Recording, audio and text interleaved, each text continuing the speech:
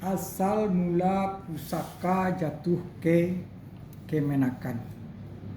Curen adat alam Minangkabau. Adat Minangkabau adalah adat falsafah hidup orang Minang.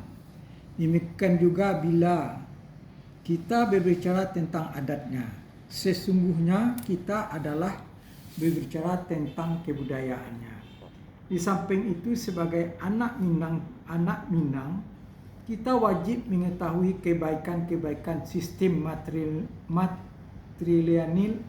matrilineal yang menjadi anutan orang Minangkabau, sejalan dengan meneliti hal-hal yang tidak sesuai lagi dengan arus kemajuan zaman.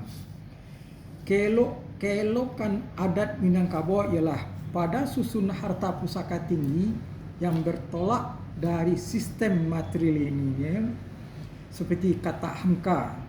Di Minangkabau dengan adanya pusaka tinggi itu menjamin hidup anak Kemenakan. Di antara daerah-daerah yang tidak terlalu parah karena ancaman kelaparan di zaman Jepang ialah Minangkabau dengan sistem pusaka tingginya.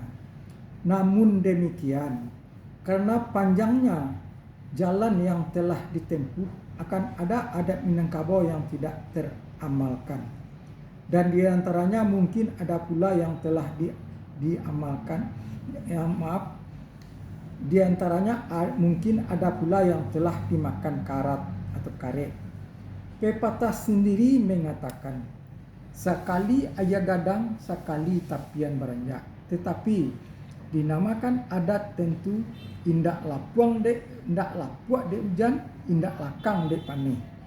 Oleh sebab itulah usaha kita mengarah kepada untuk ikut serta sebagai pengamat mana-mana atah yang akan dipilih di antara beras. Jangan-jangan kita telah membuang nilai emas yang disangka loyang.